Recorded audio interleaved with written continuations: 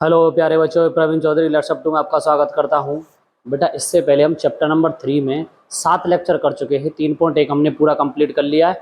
3.2 के कुछ क्वेश्चंस रह गए हैं जो आज की वीडियो में हम उनको कंप्लीट करते हैं।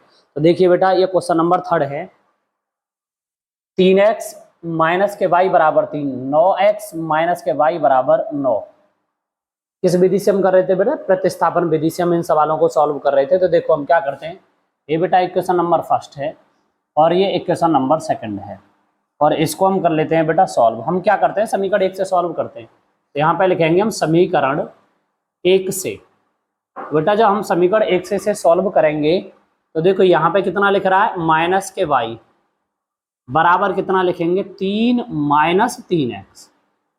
बेटा इस वाले 3x को मैं इधर लेके गया तो कितना हो गया, माइनस के 3x।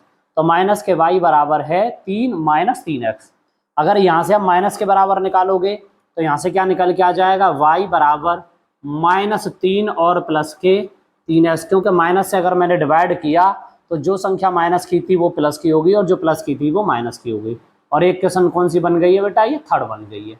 अब यहाँ से हम y का मान निकाल के कहाँ लगाएंगे, इक्वेशन नंबर सेकंड में। तो हम यहाँ से लिखेंगे y का मान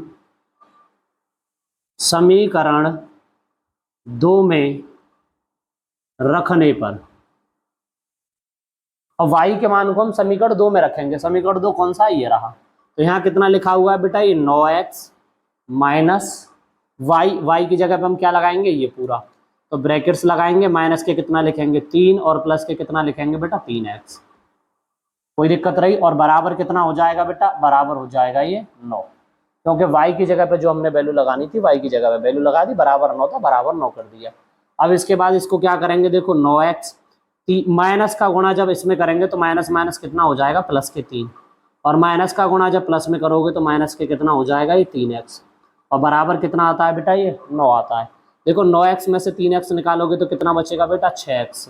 तो बराबर कितना आ जाएगा, 9 माइनस 3 बराबर 9 माइनस 3। तो यहाँ से निकलेगा 6x बराबर 6 में से 3 गए तो 9 में से 3 गए तो कितने बचे, 6।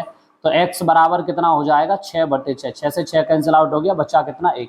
तो हमें x बराबर कितना मिला, 1। तो x बराबर आ गया है बेटा 1।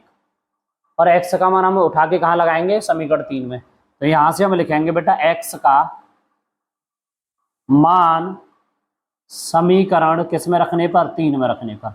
और जब हम x का मान उठा के समीकरण 3 में रखेंगे तो यहाँ कितना दे रखा है बेटा, y बराबर -3 प्लस 3 गुणा x की वैल्यू कितनी है, 1।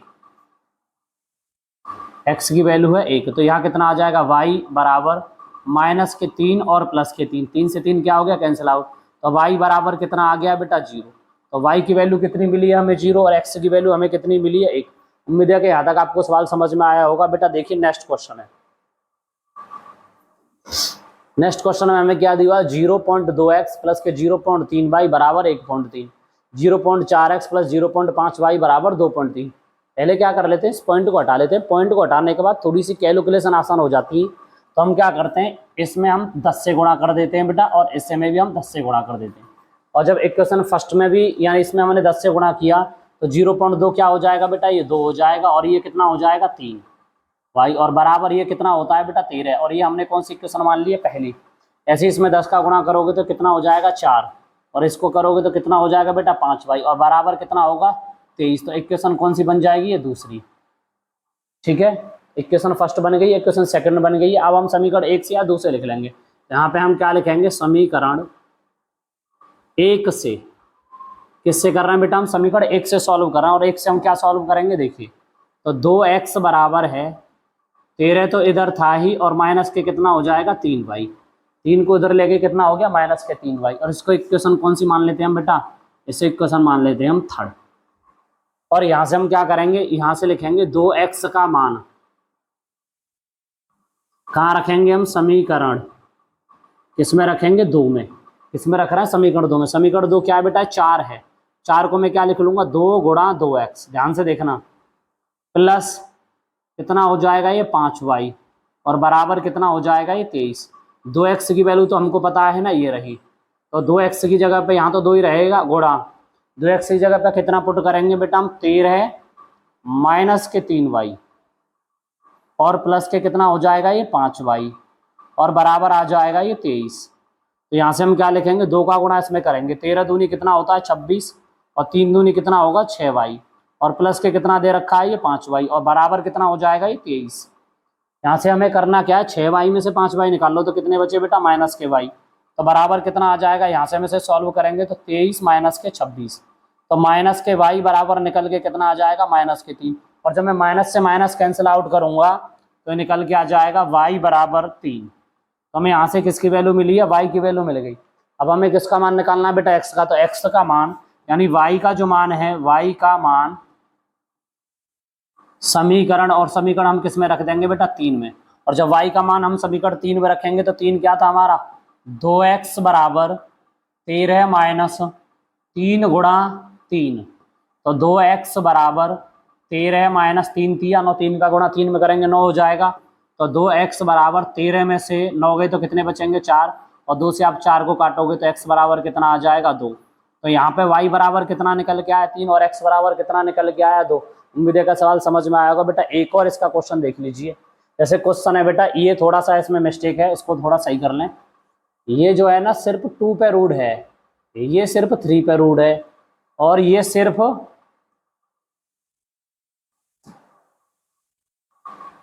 8 पे रूड है, और ये भी x पे रूड है। ये सवाल आपका इस तरीके से है। इसको हम क्या करते हैं बेटा, इसको हम इक्वेशन फर्स्ट ले लेते हैं, इसको हम क्या ले लेते हैं इक्वेशन फर्स्ट करते हैं, और ये क्या आपकी इक्वेशन सेकंड है। अब इन दोनों को हमें सॉल्व करना है, तो हम किससे बात करेंगे, समीकरण 1 से सॉल्व करेंगे। किससे करेंगे, समीकरण 1 से। और हम समीकरण 1 से जब इसे सॉल्व करेंगे तो यहां से हम क्या लिखेंगे, रूट 2x बराबर कितना हो जाएगा माइनस के रूट 3y। कोई दिक्कत रही बेटा यहाँ तक? इसका मतलब यहाँ से अगर मैं x की वैल्यू निकालूंगा तो x बराबर हो जाएगा माइनस के रूट 3 बटे रूट 2, और इंटू कितना हो जाएगा भाई, और ये कौन सा समीकरण बन जाएगा बेटा, ये समीकरण बन जाएगा तीसरा, क्योंकि मैंने x बराबर कितना निकाल लिया माइनस के रूट 3 बटे रूट 2 और इंटू बाई। अब ये मुझे x का मान कहाँ रख देना है, समीकरण 2 में। यहाँ से मैं क्या लिखूंगा, x का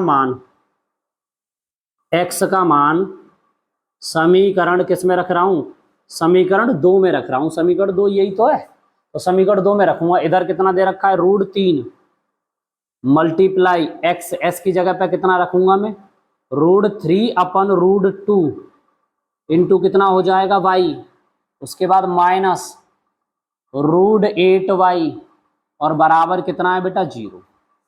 रूट 3 का मैं रूट 3 से गुणा करूंगा तो कितना हो जाएगा 3, और माइनस इधर है ही, और इधर कितना आ जाएगा रूट 2 और इंटू क्या हो जाएगा y, और माइनस के कितना होगा बेटा ये रूट 8y और बराबर क्या आएगा निकल के 0।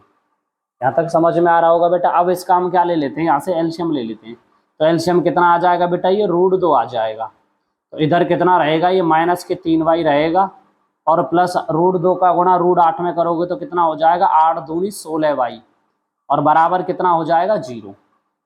इसके बाद हम क्या करेंगे, यहाँ से निकलेगा माइनस के 3y, रूट 16 को आप निकालोगे 4 का स्क्वायर होता है तो स्क्वायर से रूट कट जाएगा, तो इधर से कितना आ गया ये प्लस के 4y और बराबर क्या हो जाएगा 0, क्योंकि रूट 2 जब 0 में जाएगा तो 0 के बराबर हो गया।